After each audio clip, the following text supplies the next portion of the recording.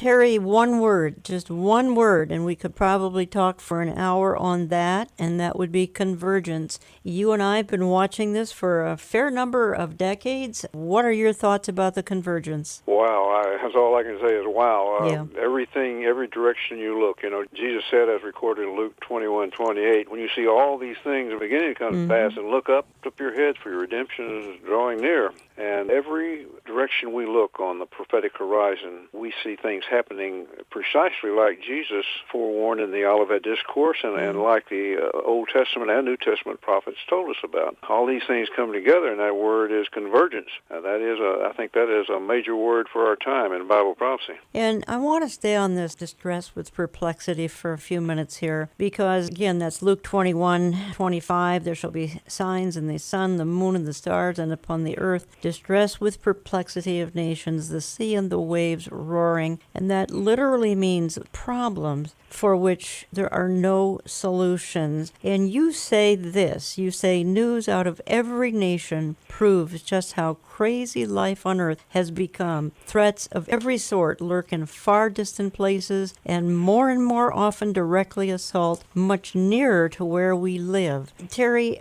again, convergence, distress with perplexity, all the nations having some sort of dilemma. Again, in your lifetime and mine, perhaps not that we can remember, correct? Exactly. I agree wholeheartedly, Jan. It's just no matter which direction you look in, you can name every continent, and there's a problem. Yeah, well, I mean, I saw the CNN homepage. This is a few weeks ago. It was right after the Dallas tragedy with the policeman down there. The CNN homepage, huge, and it just had the following words on it: "Is there a leader who can stop the chaos?" I think that is the sentiment almost around the world, and I believe he's waiting in the wings, don't you? I do.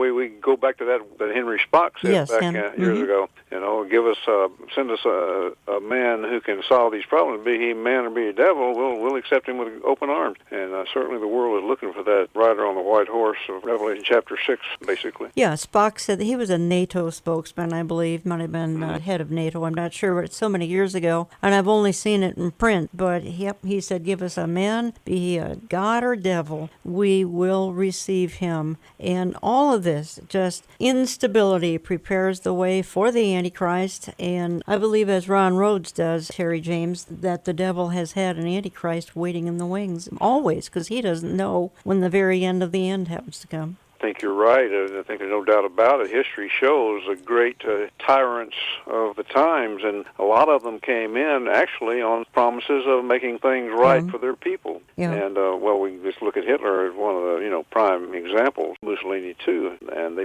come in promising peace and prosperity. Volkswagen in every garage and so forth. But it always ends up the same, because man's mind is fallen, and Satan always has just a certain person for any era, I believe, ready to redirect their minds toward evil. Whether it's terrorism, police shootings, economic turmoil, we've got nations collapsing, my goodness, Venezuela, Mideast nations, we've got disease, we've got refugees, we've got Brexit, we've got racial strife, we've got monetary madness, and you write about a lot of these things in this new book, Rapture Ready or Not. I want to play, though, it's just about a 2-minute soundbite of Pastor Tom Hughes. He's pastor of 412 Church in California. I think he sums this up well, and it reminds me of some of the articles you have posted on your primary website, which is raptureready.com. And Tom he starts talking about the issues of the day, and I feel like I'm reading Rapture Ready.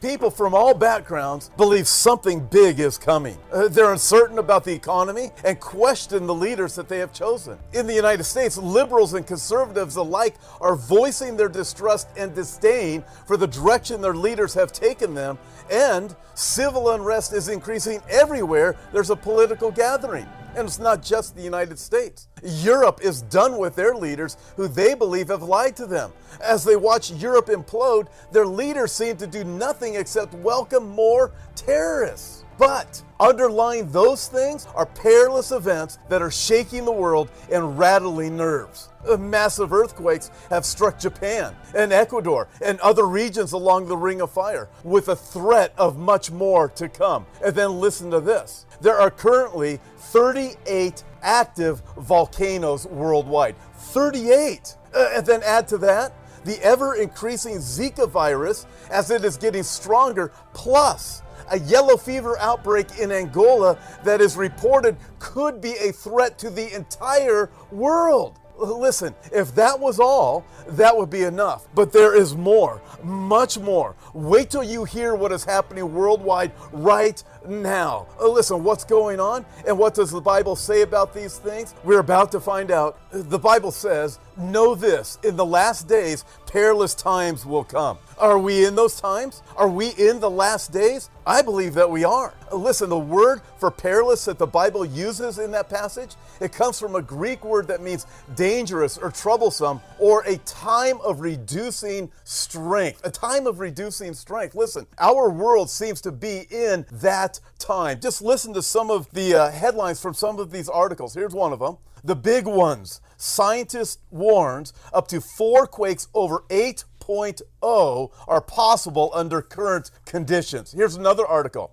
Shake and bake. Quakes, volcanoes in sudden eruption spree. And then here's another article. Will Yellowstone erupt in 2016? Shock video shows dramatic shift in seismic activity. And then we add to that, listen to this, a yellow fever outbreak. This is reported by The Independent. Yellow fever outbreak in Angola is threat to the entire world. Wow, I look at these things and I cannot help but think that these are perilous times, dangerous and troublesome times. You're listening to Understanding the Times Radio. I'm Jan Markell. I have on the line Terry James, and he's got a new book that we're carrying, Rapture Ready or Not, 15 Reasons This is the Generation That Will Be Left Behind. You can find it in my store, olivetreeviews.org, views as in viewpoint, olivetreeviews.org. You can call my office. We can get it out to you. It'll be in our next print and e-newsletter as well. And Terry James, and I want to stick on the theme of perilous times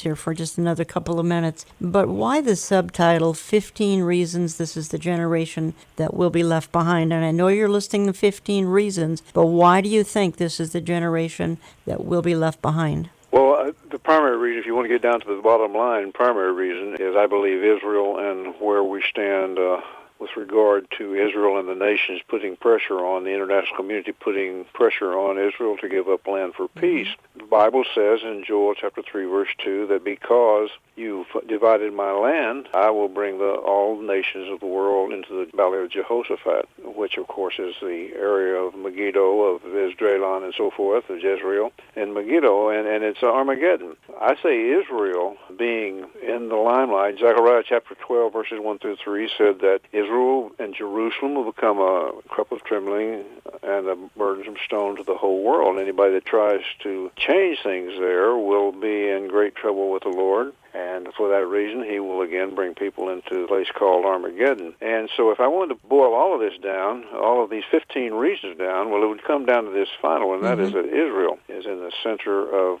all controversy, just as God said it would be at the very end of the age before Christ's second advent.